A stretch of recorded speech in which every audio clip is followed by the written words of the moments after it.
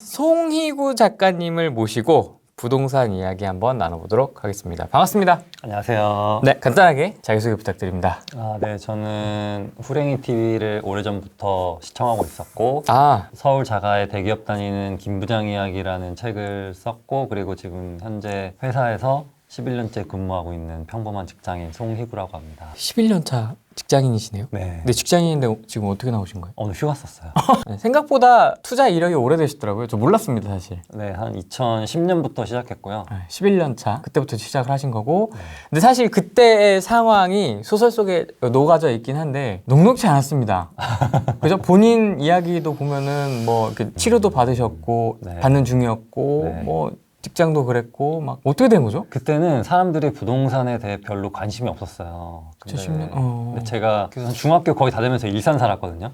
근데 그때 일산이 한참 막 아파트 짓고 킨텍스도 아직 안 들어온 상태였고 굉장히 허와 벌판인 상태였는데 그때 일산이 막 개발되는 걸 보고는 별 사실 감흥이 없었어요. 왜냐면은 다 이미 다 짜여진 상태였으니까. 근데 일산 주변에는 다 농촌이었는데 그거는 개발될지 몰랐거든요. 근데 그것까지 다 개발되더라고요. 여기서 진짜 부동산의 힘이 진짜 강하구나. 미래를 봐야 되는데 제가 너무 현재를 보고 있지 않았나. 그리고 그 과정에서 저희 아버지 친구분이 보상을 크게 받으셨거든요. 그 당시에 60억. 예, 60억을 받았는데 지금 현재 시세로는 한 200억 정도 될 거예요.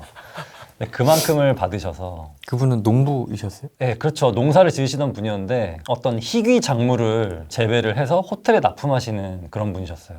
그래서 사업소득이 꽤 높았거든요. 근데 어쨌든 굉장히 고생을 한 분이셨는데 어떻게 그렇게 보상이 되는 바람에 어떻게 보면 좀 그분으로서는 어떻게 손해였어요. 근데도 불구하고 어쩔 수 없이 보상을 받으시고 바로 은퇴를 하셨죠. 그래서 되게 그 여유 있게 사는 모습들을 여기서 책에서 제가 봤던 것 같은데 그래서 토지에 눈을 뜨시게 되는 거예요? 네, 맞습니다. 처음에? 첫 투자를 그럼 토지 쪽으로? 네. 뭐 그때는 집이고 뭐 상가고 이런 거 사실 잘 몰랐어요. 주로 토지를 많이 가지고 있어요. 토지를 좋아하시는군요. 네. 토지 투자의 매력은 뭡니까? 되게 갖고 있으면 뿌듯해요. 왜냐면은 아파트는 조그맣잖아요. 근데 토지는 넓고. 뭐 1000평, 2000평 이렇게 되기 때문에 네. 벼들이 자라고 있는 모습 보면은 되게 뿌듯하고 사회에 공헌하는 것 같기도 하고. 그럼 주로 답에 투자를 하신 거예요?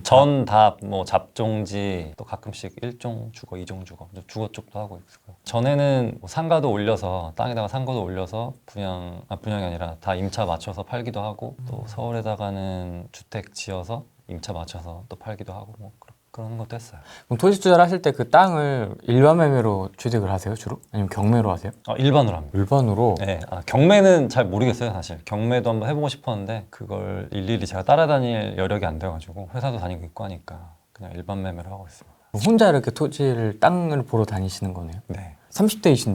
네. 근데 30대이시라서 훨씬 더 이 토지 투자에 눈을 뜨어서 잘 하면 네. 나중에 확실히 좀 이게 눈에 띄는 성과가 나올 것 같긴 해요. 어렵긴 하지만. 그렇죠.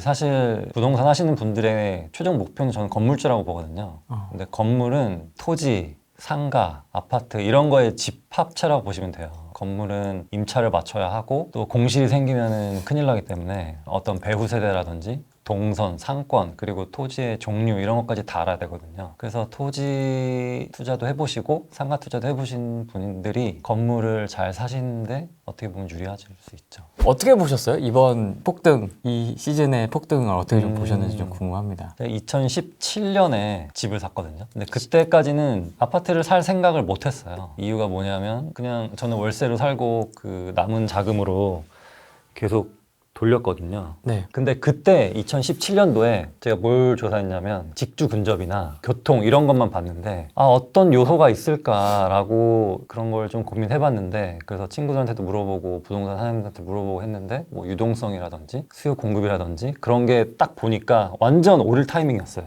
근데 그때 제가 집을 사고 나서 주변 사람들한테 집을 좀 제발 좀 사라고 했거든요. 이거는 지금 너무 싸고 왜냐면 우리 소득 대비 너무 쌌어요. 제발 집 좀 사라 했는데 서울 기준인가요? 네, 서울하고 경기도 뭐 인천도 마찬가지고 근데 아무도 안 사더라고요. 근데 그때 마침 또 정부 규제가 나왔는데 파리 대책. 예, 보니까 공급도 확 줄이고 뭔가 수요를 억제하려는 듯한 그런 뉘앙스가 많이 보였는데 그게 그 예전에 참여정부 시절에 그때하고 거의 똑같은 거예요. 근데 그때 상승률이 꽤 컸거든요. 그래서 이번에도 이 정책으로 인해서 탄력을 더 받겠다. 원래 오를 타이밍이긴 했는데 이 정책이 어떻게 보면 더 밀어준 거죠. 그렇게 돼서 네, 주택 구매를 하게 됐습니다. 그리고 그 정부가 돈을 엄청나게 풀어서 그 통화량이 완전 급증했거든요. 보통 한 7, 8%씩 올랐는데 지금 정부가 들어오고 나서 10% 넘게 계속 유동성을 늘렸어요. 그러다 보니까 그 유동성들이 주식이나 부동산으로 다 흘러 들어가게 된 거죠. 그럼 그때 작가님 말 안 들으신 지인분들은 어떻게 되셨어요? 지금도 연락하시죠? 제 친한 친구들은 제가 말하기도 전에 다 샀거든요. 네. 근데 저희 회사 분들은 안 사신 분들은 예를 들면은 저희 회사가 용산인데 그 이촌동하고 되게 가까워요. 이촌동하고 걸어갈 수 있는 거리거든요. 네. 아, 이촌동 사시라. 그때 이촌동이 되게 쌌어요. 이천동 사시라. 네, 이촌동 구매하시라. 뭐 들어가지 않더라도 뭐 전세를 끼고 사두시라고 했는데 아, 이촌동 너무 낡았고 뭐 학군도 안 좋고 막 이러시는 거예요. 그래서 아, 송파를 사시라. 그랬더니 아, 송파 용산 올라오면은 뭐 지하철 2번 갈아타야 되고 뭐 송파 뭐 강남도 아니고 뭐 막 이런 말씀하시는 거예요. 뭐 계속 붙네 핑계가. 네, 그래서 지역마다. 그러면은 제 회사가 4호선인데 그럼 4호선 타고 좀 내려가면 과천이 있어요. 아, 그럼 과천 사시라. 학군도 괜찮고 뭐 도시가 새 걸로 바뀌고 있기 때문에 네. 많이 좋아질 것 같다. 원래 좋았지만 근데 그분들이 하시는 말씀이 지금 세종시가 커지고 있기 때문에 과천에 사는 공무원들이 세종시로 다 가면은 과천은 공실 나고 망한다. 이거 약간 폭락론자. 네, 그래서 그다음부터 말 안 했죠. 근데 제 후배들은 제 말을 다 따랐어요. 제가 광명 많이 추천했는데 예전에는 광명이 굉장히 낙후된 지역이었는데 지금 그 준서울이지. 네, 그 직주 근접이라는 중요성이 더 강화되고 가산 디지털 단지가 점점 더 강력해지고 있고 그리고 그 동네가 계속 재건축되면서 재개발되면서 새 거로 바뀌고 있고 그러면서 완전히 여기는 경기의 3대장 중에 하나라고 저는 그렇게 보고 있거든요. 그렇죠. 광명 산 친구들도 꽤 수익을 봤어요. 또 제가 서울 중에 추천한 곳이 신길 뉴타운 이쪽 많이 했는데 거기 산 친구들도 잘 됐고 신길도 완전히 바뀌었잖아요. 네. 네. 뭐 강동구 산 친구들도 잘 됐고 근데 그렇게 저보다 젊은 친구들은 제 말을 다 따랐어요. 근데 좀 부장님들은 조금 아쉽게 됐습니다. 그분들은 그럼 지금도 그러면 무주택이신 네, 분들이 많으신가요? 네 많아요. 약간 신념이 있다 그러면 그 정도면. 신념이 있죠. 그동안 자신이 믿어왔던 것에 대한 게 아닌 게 되니까 그거를 인정 못 하시고 아직도 계속 그렇게 무주택으로 살고 계시죠. 그래서 제가 지금에서 또 최근에 드리는 말씀이 책이 나오고 나서 네. 책 사인해 달라. 알겠습니다. 책 사인해 주는데 그때 타이밍을 맞춰서 집 상담을 지금 하시는 거죠. 지금 사도 되냐. 근데 그거는 집 사도 되고 안 사도 되느냐는 본인의 결정이지만 지금 걱정되는 거는 전세가와 그리고 전세의 월세화다. 이거를 강요하고 있어요. 그래서 전세가가 지금 엄청나게 오르고 있고 예를 들면 전세가 5억이면은 이제 새로 계약할 때는 5억에 뭐 70 이런 식으로 매물이 나오고 있거든요. 근데 이게 점점 가속화될 것 같아요. 그래서 이렇게 집 주인한테 계속 쫓기면서 살 건지 아니면은 좀 무리해서라도 사실 건지 그거는 선택을 일단 하시는 게 좋을 것 같다고 말씀드리고 있어요. 그러면 반응이 어떻던가요? 아 그래도 부정적입니까? 아니, 그래도 아직 그 신념은 없어요. 그래서 그러면은 굳이 서울을 살아야 되냐? 뭐 안산도 있고 부평도 있고 인천도 있고 양주, 파주 이쪽도 많은데 그쪽이라도 보시는 게 어떠냐면 아 자기가 서울 살다가 그쪽은 못 간다. 가오 빠지게. 네. 근데 저는 투자라는 것은 다 이렇게 한 단계 한 단계라고 보거든요. 네. 그래서 늦게 시작하시면은 그냥 좀 멀리서 시작하셔서 조금씩 올라오는 게 그렇게 오래 걸리진 않아요, 생각보다. 그런 거를 권해드리고자 드린 말씀인데 처음부터 뭐 제가 이촌동 말씀드렸는데 아 요새 이촌동 어때? 막 이렇게 말씀하시는 거예요. 그때 뭐 이촌동 안 좋다고 막 하셨는데 용산 뭐 호재 나오고 뭐 용산 이촌동 리모델링 한다 하니까 그제서야 막 이렇게 알아보고 계신데 자금이 별로 없는 상태에서는 이촌동 같은 곳에 들어가긴 어렵죠. 현실을 좀 직시하시고 노도강이라든지 김포라든지 뭐 그쪽이라도 좀 추천드리고 있어요. 저는 이제 직장 생활을 그만둔 지 한 4년 정도 되는 것 같아요. 이제 네. 만 4년 정도 돼가는데 요즘 직장인들의 재테크 관련 고민은 뭔가요? 어떤 얘기들이 많이 오고 가나요? 뭐 주식도 있고 코인도 있고 부동산도 있고 뭐 다양하게 있을 텐데 좀 젊은 친구들은 뭔가 한 방을 노리고 있어요. 한 방. 네, 한 방. 아 인생은 한 방이다.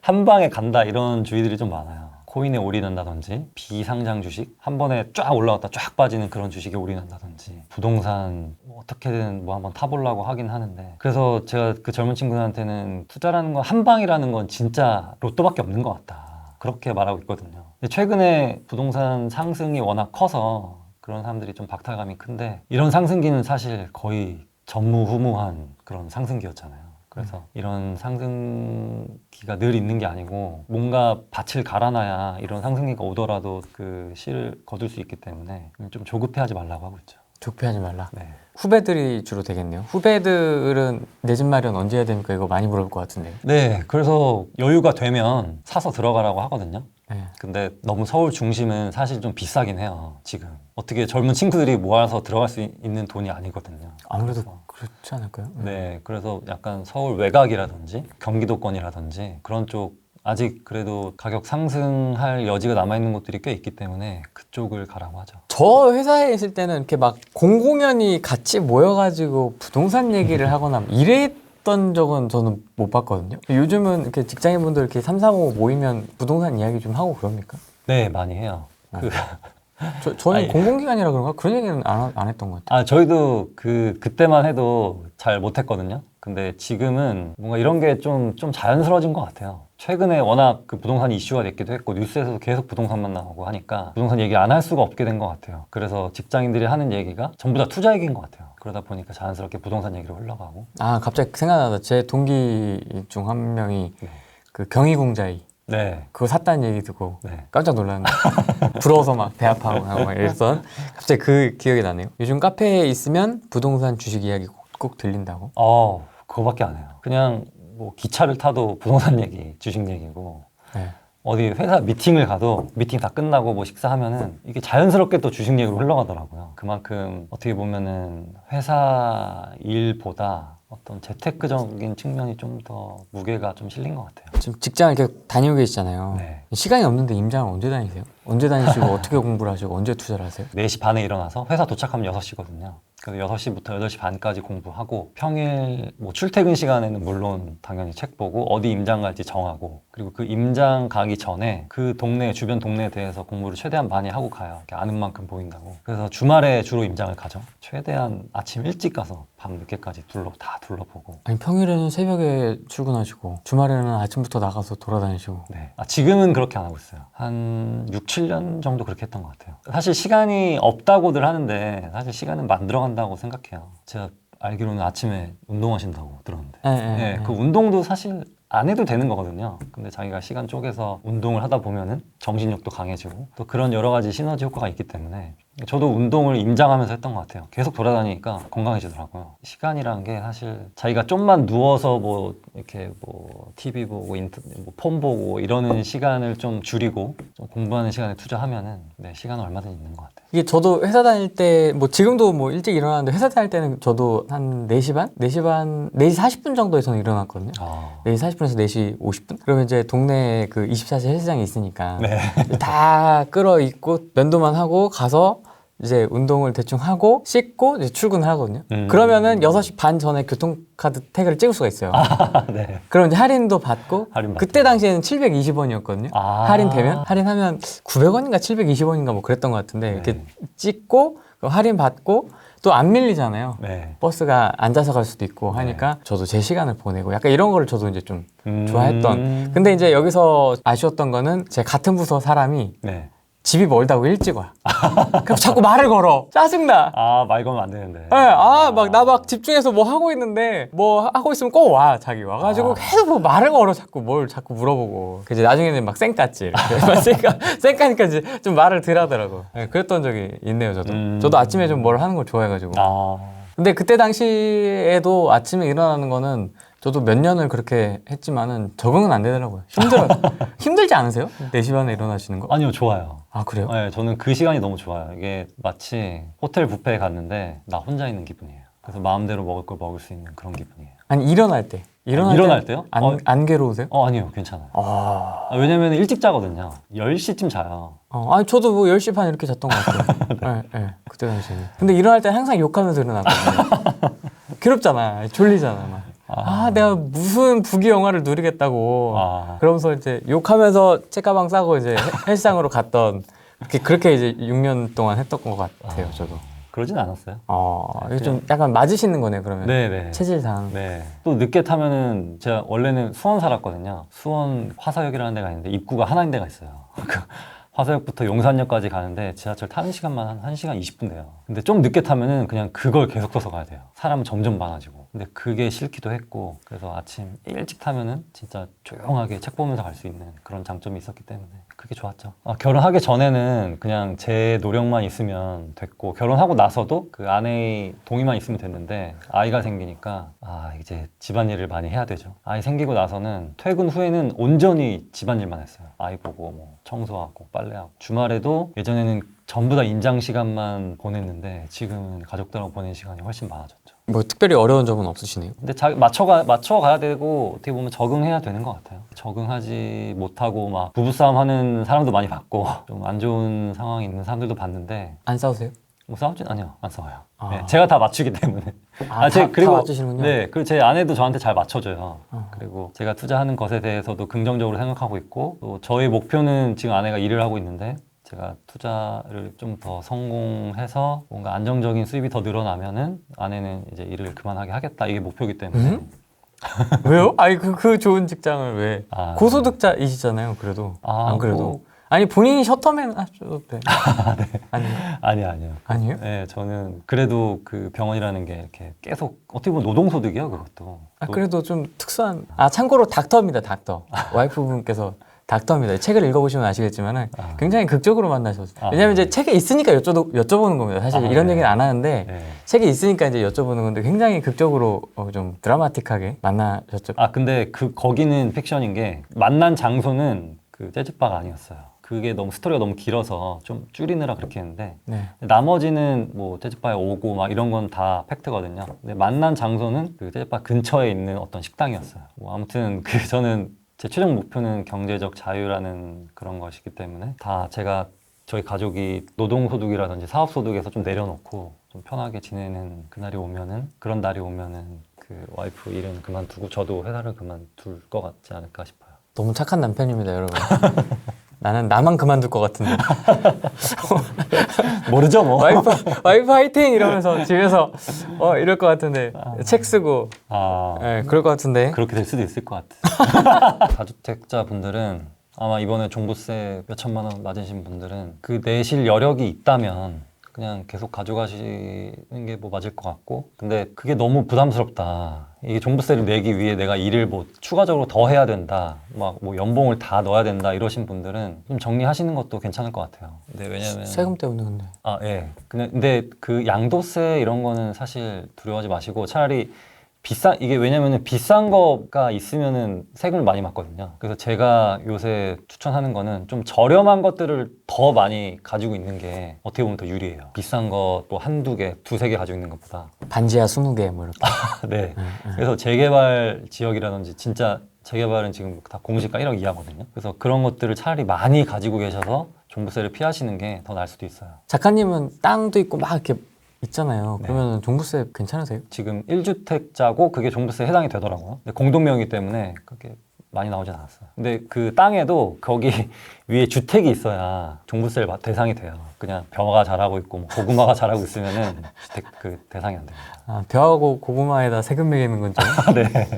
그러면 명의는 다 개인 명의로 하세요? 아니면 법인을 활용하기도 하세요? 개인 합니다. 개인으로? 네. 다 공동명의로 그럼 거의 다 가겠네요? 네, 공동명의 할 때도 있고 뭐 아내 명의 할 때도 있고 제 명의 할 때도 있고. 그래서 다주택자 분들은 뭐 종부세가 지금 안 나오신 분들도 있을 텐데, 그 분들은 딱히 뭐 세금이 두려워서 투자를 멈추신다거나 그러지 않으셨으면 좋겠어요. 왜냐면은 이 종부세라는 건 어떻게 될지 나중에 모르거든요. 뭐 줄어들 수도 있고 뭐 없어질 수도 있고 그런 건데. 그리고 또 현재 1주택자이신 분들은 이 양도세나 이런 세금이 좀 무서워서 투자를 안 하신다면 부자 되기가 좀 힘들어요. 지방도 괜찮고, 지방이지만 좀 요점의 지방들, 거기는 아직도 공시가가 꽤 낮아요. 서울이나 경기도에 재개발될 만한 그런 지역들 잘 고르셔서 침투하시면은 괜찮을 것 같아요. 근데 그런 건 대신 좀 장기적으로 가져가시는 게 좋겠죠. 있죠. 지방 쪽을 말씀하시는 거죠? 네. 세금 부담이 없는 선에서 네. 다주택자 포지션으로 가는 것도 괜찮을 것 같다. 네. 라는 말씀이시고. 네, 근데 이게 대선 끝나고 나서 좀 갈릴 수도 있는 게 만약에 파란색이 되면 가볍게 좀 저렴한 것들을 여러 개 가져가는 게 낫고 빨간색이 되면 그냥 지금 포지션 유지하셔도 될 것 같고 파란색이 되면은 아마 지금 5천만 원 내시는 분들 아마 내년에 1억 내실 수도 있어요. 한 5억까지 내지 않을까. 무주택자분들까지 좀 조언을 해주신다면. 아, 무주택자분들 지금이라도 내 집을 마련을 해야 되는 겁니까? 월세 살아야 됩니까? 전세 살아야 됩니까? 지금 뭐. 여러 개 되시면은 사시고요. 집값은 떨어져도 사실 많이 안 떨어지거든요. 떨어져 봐야 진짜 막 뉴스에 나올 때 45억짜리가 40억 됐다고 5억 떨어졌다 하면서 막 폭락했다고 나오잖아요. 네. 폭락론자들 막 신나가지고 막. 근데 그거는 지금 현재 좀 초고가 아파트 보시면 아시겠지만 그 예를 들면 아쿠리버파크 보시면은 한강뷰가 진짜 쫙 되는 곳이 있고 뒷동은 한강이 아예 안 보여요. 또 뒷동 저층과 앞동 고층은 같은 평수라면 5억 넘게도 차이가 나거든요. 근데 이런 거래를 보시고 좀 호도한다든지 그런 거는 휘둘리지 않으셨으면 좋겠고 그리고 제가 지금 살고 있는 곳도 제일 앞에 있는 동과 제일 뒤에 있는 동과 차이가 한 2, 3억은 난다고 보면 돼요. 근데 그게 많이 나네. 예, 지하철 역 거리 때문에 그렇거든요. 그래서 이런 그 시세 실거래를 보실 때도 몇 동이 되었는지 이런 것도 꼭 확인하셔야 될 것 같아요. 그래서 무주택자 분들은 뭐 뉴스 이런 것들 다 차단하시고 자기만의 기준을 세우셔서 투자를 하시되 여건이 좀 안 되시는 분들은 저는 월세 사는 걸 추천드립니다. 저도 월세를 살면서 투자를 했고 전세금 낼 수 있는 그 돈으로 투자를 계속 했거든요. 그러다 보니까 더 훨씬 효율적이었어요. 더 제가 살고 있는 곳에 대한 부담감도 별로 없고 월세 40만 원, 50만 원 내는 것을 절약으로서 좀 커버하고 이렇게 생활을 했는데 그리고 또 투자하실 때 또 유의점이 처음부터 막 좋은 곳을 가려고 하시는 분들이 많은데 인서울 뭐 이런 거. 신축, 네. 84 뭐 이런 거. 네, 뭐 지방부터 시작하셔도 돼요. 뭐 천안이라든지 어디 대전이라든지 자기가 실거주하지 않더라도 일단 전세 끼고 사두시고 거기서 시세 차익을 거두신 다음에 경기도로 오시고 또 경기도 약간 외곽에서 있으시다가 좀 경기도의 메인으로 좀 들어오시고 그러다가 서울로 들어오시고 이렇게 하셔도 충분히 좋다고 보고요. 굳이 뭐 주택을 저는 왜 계속 상급지로 가야만 하나 이거에 대한 저는 의문이 드는 거예요. 네, 저도 원래 강남 좋잖아요.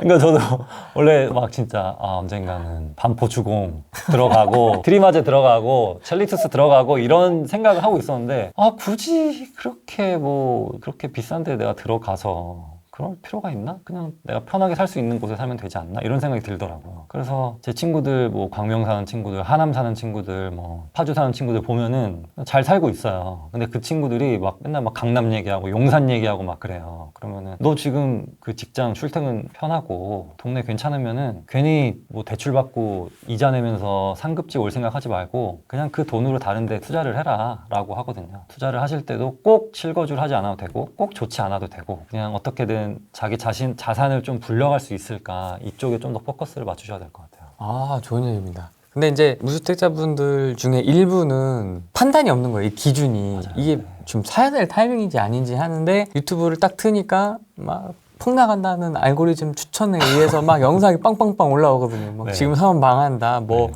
50% 폭락한다. 막 이런 게 있거든요. 네. 김 부장 이야기에도 그런 얘기를 하는 사람이 건사원 남친인가 그랬던 것 같아요. 맞나요? 맞습니다. 네. 그래서 굉장히 그 집 때문에 트러블을 겪고 있었던 사람들이 있거든요. 네. 그런 분들을 위한 좀 조언을 해주신다면 그 폭락론을 굳게 믿고 있는 분들이 있어가지고 전 이거는 하나의 되게 종교라고 보거든요. 종교 네. 그래서 종교의 자유가 있잖아요. 그래서 종교의 자유는 누구한테나 있다고 보는데 이 부동산이란 것은 우리 이 지구인들 모두한테 해당이 돼요. 누구는 자가로 살고 있고 누구는 월세로 살고 있고 누구는 전세로 살고 있고 어떻게는 그렇게 살고 있기 때문에 우리는 어디선가 자고 있기 때문에 누구에게나 부동산은 해당이 되거든요. 근데 자신의 선택이 남에게 피해를 주지 않는 선에서 그게 어느 정도 그 신념이 형성이 돼야 되는데 제 친구 예를 들면은 딱 그랜저를 타고 상암 이 근처에서 전세를 살던 친구가 해외여행도 자주 다니고 제 회사 동기거든요. 그렇게 살고 있다가 갑자기 전세가 2억이 올랐대요. 근데 그 친구가 맨날 하는 말이 야 집값 떨어져 팔어 저한테 계속 주변 사람들한테도 폭락 온다고 그러고 다녔어요. 갑자기 전세가 2억이 올랐대요. 야 이거 전세 이렇게 오르는 거 보면은 집값 떨어질 거야. 뭐 이유는 모르겠어요. 그래서 예를 들면은 뭐 헝다가 무너졌기 때문에 우리 지구가 망할 것이다. 그리고 코로나가 왔기 때문에 사람들은 전부 다 외곽으로 가서 살 것이다. 다 막 산속으로 들어갈 것이다. 이런 말을 막 하더라고요. 그래서 근데 사실 코로나가 오면 올수록 아이러니하게 도시에 더 집중되게 돼 있어요. 왜냐면은 우리가 집에 안 나가는 시간이 많아지고 또 뭔가 배달을 시켜 먹고 테이크아웃을 하려면은 이게 다 주변에 있어야 되잖아요. 역세권으로 붙게 돼 있습니다. 네. 맞습니다. 근데 시골에 가면은 음식점도 없을 뿐더러 안 여는 곳도 많고 늦게 열고 일찍 닫고 막 그래요. 그래서 먹을 것도 없고 장 보러 가려면 또 한참 가야 되고. 근데 그런 거를 모르는 친구가 폭락론이 올 것을 기대하고 전세를 계속 살아가며 있는데 최근에 집주인이 월세 뭐 50만 원인가 60만 원을 추가로 한다고 했어요. 그래서 그 친구는 덕양군가 화정지구 그쪽으로 이사 갔거든요. 근데 그때 그 친구는 느끼는 거죠. 내가 뭔가 지금 잘못하고 있는 건가? 근데 그 친구가 이렇게 폭락론을 믿는 거는 뭐 자유지만 그 가족이 피해를 보잖아요. 그 와이프도 서울로 출퇴근하고 있었는데 잘 다니다가 갑자기 더 멀리 가서 그 경의중앙선 타고 다니고 경의중앙선 몇 번 오지도 않는데 그렇게 지금 가족들이 피해를 보고 있는 거죠. 그래서 부동산은 누구한테나 다 해당되는 거기 때문에 어떤 이거를 종교적 신념으로 바라보면 안 되고 되게 경제적 그런 관점을 두고 바라봤으면 좋겠어요. 어떤 정치적, 뭐 어떤 이념적 이런 거 다 떠나서 경제적으로 바라보는 게 첫 번째인 것 같아요. 동기부는 그러면 그냥 거기서 출퇴근하고 계신 거예요? 출퇴근하고 그럼 거기도 전세인 거네? 반전세인 거죠? 갑자기. 예. 슬프다. 예, 이사 가는 곳도 전세금으로 들어가려고 했는데 전세가 너무 비싸서 얼마 월세 껴있는 거 같이 들어가고 있죠. 근데 지금 요즘 그런 현상이 굉장히 가속화되고 있어요. 전세금은 완전 올랐고 매매가를 지금 계속 따라가고 있고 그리고 그 전세를 못 들어가신 분들이 어쩔 수 없이 차 안으로 반전세를 택하고 또 반전세 보증금 또한 비싸기 때문에 월세를 택하고 통계 자료를 보시면은 전세 거래가 확 줄었고 월세 거래가 확 늘었습니다. 자기가 진짜 재테크를 해서 제대로 한번 뭐 투자를 해보겠다 이런 신념으로 살아가지 않는 분들이 월세 사는 거랑 그냥 평범하게 사신 분이 월세 사는 거랑 저는 완전히 다르다고 보거든요. 그래서 우리나라와 지금 비슷한 급지에 있는 국가들을 보면은 3분의 1을 주거비로 사용하고 있어요. 예를 들면 300만 원을 벌면은 100만 원 월세로 내고 있는데 우리나라도 그렇게 될 것 같아요. 조만간. 그래서 이런 뭐 임대차법이라든지 그런 것들이 좀 없어져야 이게 좀 뭔가 자연스럽게 흘러갈 텐데 지금 없던 것들이 생기고 있고 계속 안 좋은 현상들이 계속 가속화되고 있다는 게 어떻게 보면 안타깝죠. 미국도 월세를 상당히 많이 내잖아요. 상당히 많이 내죠. 자기 뭐 배우자의 월급은 거의 월세로 나간다 약간 이런 얘기가 있을 정도로 맞습니다. 네. 상당히 많이 나가고 네. 저희는 되게 주거비가 저렴한 편이죠 사실. 저렴하죠. 또 한편으로는 이렇게 얘기하시는 분들도 계시거든요. 그때 당시에 그랬던 것 같아요. 전세가 이렇게 많은데 집주인들이 전세금 갭 투자로 해서 산 건데 전세금 토해내줄 돈이 어디 있느냐, 월세로 전환되기 쉽지 않을 것이다라는 댓글을 제가 어디서 본 것 같아요. 네. 그랬는데 그 전세금에 그냥 월세를 더 얹어서 네. 5억이 전세금이었으면 그냥 5억 50 되는 거죠. 그리고 또 한 가지 당드리고 싶은 거는 그런 분들이 유주택자들을 걱정할 필요가 없어요. 그 분들은 알아서 또 생존해 가십니다. 그래서 자기 때문에 피해를 보고 있는 가족들을 생각해서라도 뭔가 어떤 조치를 취하시는 게 저는 맞는 것 같습니다. 왜냐면은 이 자산이라는 것은 최소한의 인플레이션만큼 가거든요.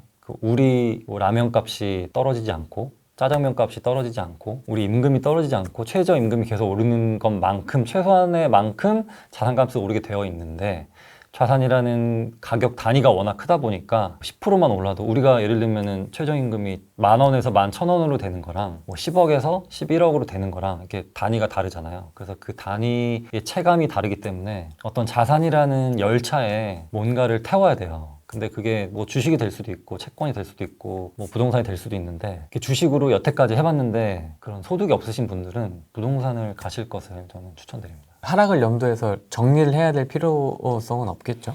어떻게 보십니까? 집값이 하락하기는 사실 쉽지 않은 상황이에요. 만약에 더 종부세가 부담되시는 분 그리고 더 투자를 하고 싶으신 분은 좀 더 장기적인 안목으로 가셔야 될 것 같아요. 그냥 이게 정권이 어떻게 될지도 모르고 종부세가 안 없어질 수도 있기 때문에 아까 말씀드린 대로 좀 저렴한 것들을 쫙 밑바닥에 깔고 가신다든지. 근데 재개발이 서울은 될 수밖에 없어요. 시간이 걸리더라도. 근데 아셔야 될 거는 저희 어머니가 50살인가? 뭐 아무튼 그때 어떤 어머니 친구께서 재개발 이거 괜찮으니까 사나 했는데 그거 뭐 몇십 년 걸려. 나 할머니 때 이거 될 거야. 그랬는데 그게 말F였어요. 저희 어머니 지금 60대 중반인데 그때 사두셨으면 굉장히 좋았을 텐데 근데 제가 지금 느끼기에 40대 50대는 중년이 아니에요. 저는 청년이라고 봐요. 50대까지는 청년이고 60, 70대가 중년, 80대가 노년입니다. 그렇기 때문에 지금 40, 50대 분들 투자하실 때 야, 이거 개발되면 내가 뭐 할아버지 할머니 되는 거 아니야? 이런 생각 절대 하시면 안 됩니다. 제 주변에 70살 넘으셨는데 재개발 물건 찾으시는 분들 되게 많아요. 근데 그런 분들 되게 투자 많이 하셨고 내공도 있으시고 또 많은 자산도 이꾸셨고 근데 그래서 자기 나이가 뭔가 걸림돌이 된다 이런 생각을 안 하셨으면 좋겠어요. 다 청년들이시네 그럼. 네. 다 청년들이서 보고 계신 분들은 작가님도 한 방에 딱 지금 현재 살고 있는 지역에 딱 들어가신 건 아니잖아요. 네, 저는 어떻게 좀 이걸 밟아 나가셨어요? 음. 초반에 이렇게 쭉 이렇게 종잣돈 어떻게 모아 나가시고 어떻게 갈아타기를 하셨고. 제가 투자를 처음 시작하면서는 그 회사를 다니면서 진짜 돈을 안 썼어요. 그래서 몇백 원 아끼려고 첫 차 타고 출근하고 그리고 점심시간도 그 항상 3,000원 이상 안 먹었거든요. 그래서 예전에는 김밥 천국이 1,500원 해가지고 두 줄 먹으면 배불렀는데 어느 순간 2,000원, 2,500원 되는 거예요. 그렇죠. 그래가지고 아 이거 김밥 천국 안 되겠다 해가지고 한솥 도시락 가가지고 3,000원짜리 딱 그 마요덮밥 그것만 거의 한 1년 반 동안 먹었던 것 같아요. 마요덮밥 1년 반 동안. 그렇게 하면서 이렇게 누가 남기고 한 거 이렇게 몰래 이렇게 먹기도 하고 막 그랬는데 그러면서 종잣돈을 모았죠. 그렇게 한 2년 정도 모으고 그 동시에 공부도 되게 열심히 했어요. 임장도 많이 다니고 책도 많이 보고. 근데 그 당시에는 이렇게 좋은 부동산 채널들이 없었어요. 이런 후랭이 TV 같은 이게 뭔가 시황을 알려주고 어떤 뭐 정책의 변화라든지 그런 걸 알려주는 채널이 없었기 때문에 그냥 예전에 나왔던 책을 보려면 도서관을 가야 했고 최근 나와 있는 건 그 서점에 갔는데 서점에도 부동산 책들이 사실 많이 없었어요. 그때만 해도. 그래서 그래도 있는 책들 다 보고 뭐 성공에 관한 책, 뭐 처세술, 자기계발 이런 거 책 다 봤거든요. 그러면서 종잣돈이 모일 때쯤에 저도 나름대로 어느 정도의 기준이 생겼어요. 그래서 그때 이후로 본격적으로 투자를 했던 것 같습니다. 돈이 없을 때 쉽게 접근할 수 있는 게 주식도 있는데 네. 주식은 안 하셨어요? 아, 제가 주식은 좀 봤는데 너무 거대한 집단들과 그 사이에 제가 좀 낑겨 있는 느낌이었어요. 그리고 제 친구들 주식하는 애들 보면은 다 이득 본 애들도 없고 지금도 마찬가지예요. 지금도 주식 많이 하는 친구들 보면은 플러스 마이너스예요. 결국에는. 근데 그 친구들이 집을 몇 명 샀거든요. 그 친구들은 부동산으로 훨씬 더 많이 벌었죠.